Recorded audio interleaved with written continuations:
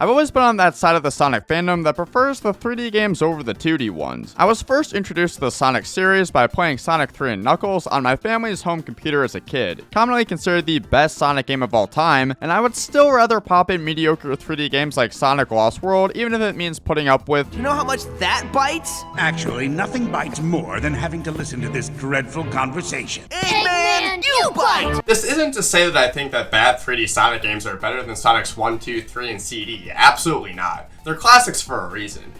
Well, maybe better than Sonic 1. I'd rather become Amish than play through that game again. But until Origins release, I personally found the classic 2D Sonic games to be unplayable.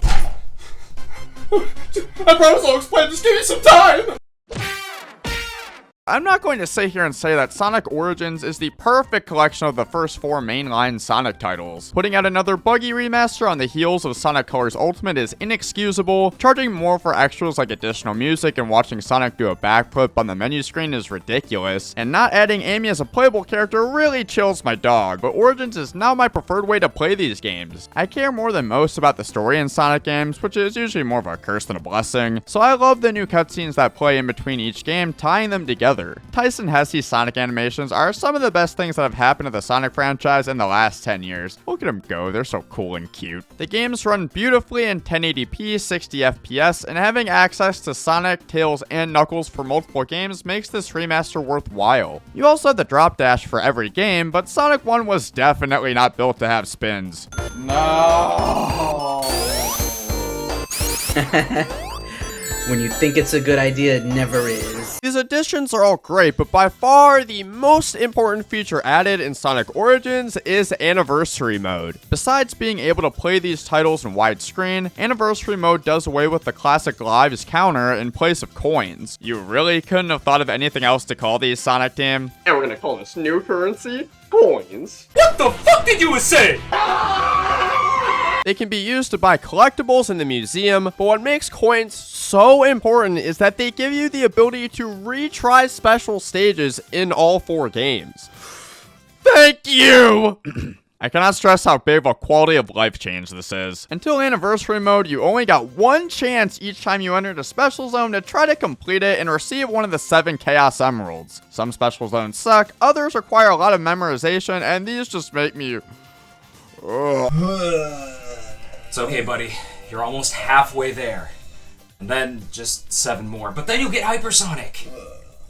It's hard enough as it is to get into the special stages. Look, I know I'm not good at 2D Sonic games, but locking special stages behind hidden away giant rings or requiring 50 rings for entry in a game where you can't see what's in front of you makes me want to give Shadow the Hedgehog another chance. Maybe Lost Impact wasn't as bad as we remembered. Combine the difficulty of trying to complete the special stages with actually being able to get into them, and it became almost impossible to get all the Chaos Emeralds in the original version of each game without dumping a ton of time into learning each one. I understand that Super Sonic is meant to be a big reward for collecting all 7 Chaos Emeralds in Sonic 2 and 3, but when the true ending of all 4 games is tied to doing so, then it feels more like a requirement than a bonus. As diehard of a Sonic fan as I am, it wasn't until playing Sonic 2 in Origins Anniversary Mode that I actually accomplished collecting all 7 Chaos Emeralds in any of these games because I never had a desire to before. The coins in Anniversary Mode are a godsend for someone like me with very limited free time to accomplish this task. Adding this option was a fantastic way to modernize these classic titles without alienating old players, because they still have the option to play the original way. With the lives counter being replaced by coins in Anniversary Mode, the player now has infinite lives instead of having to restart the game once they're out of them, or punch in a cheat code to turn back the clock. Oh, Sonic! Oh, Andy, you may have a hammer, but this time you're the one getting nailed. Reed,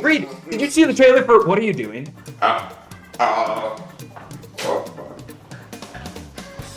ABXY start. Infinite lives are a game changer because these games can get really fucking hard. Having a limited number of lives in 2D Sonic can be extremely unforgiving. No matter which game you're playing, there's going to be enemies with the tiniest projectiles imaginable, so you have to accept the fact that you're just going to get hit sometimes unless you know the game's better than you know your paralysis demon. The air bubbles in Sonic 1 water levels felt like they were random, so you had to retry hoping for the right cycle timing. Why did they make the final level another water level? If you die on the Sonic 2 or 3 final bosses, you have to replay the the fights without any rings. I'm glad you never made it into another Sonic game, you rusty shit! I understand that these games were made during a time when they were meant to be played over and over and over and over and over again to extend the player's stay, but a lot of the levels are bad from a sight reading standpoint. By that I mean, how easy or fun is the level to play through for the first time? Many of the levels in Sonic 1 are slow platforming segments that give me Sonic Colors Reverse PTSD, while Sonic 3 Not Knuckles is a confusing maze of branching paths. Whoever designed Casino Zone, I hope you're either unemployed or stuck working on Elder Scroll ports forever.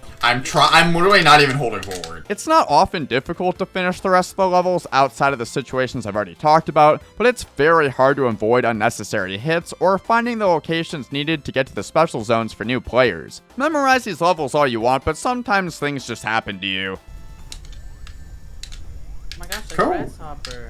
That was so cool how he came out of nowhere. Having unlimited lives takes some of the frustration out of trying to beat these often unforgiving games. I had never actually beaten Sonic 1 until I played Origins. Did that have something to do with the only way that I'd played the game growing up was on my iPod Nano? Sure, but playing Labyrinth Zone on the big screen doesn't make it any more fun. Sonic Origins has its issues, and I'm not a fan of the port remaster trend in gaming myself, but I appreciate what it does to make these games more accessible in the modern age. With the popularity of the Sonic movies and Frontiers on the horizon, Origins Anniversary Mode is a great opportunity for those new to the franchise to experience these games for the first time. I wonder what else we could update. Alright, now this is the roaster. When it's finished toasting, it roasts you where you're most sensitive. Your new beard is mediocre at best. Well, you know who do have good beards? The Amish. I gotta go.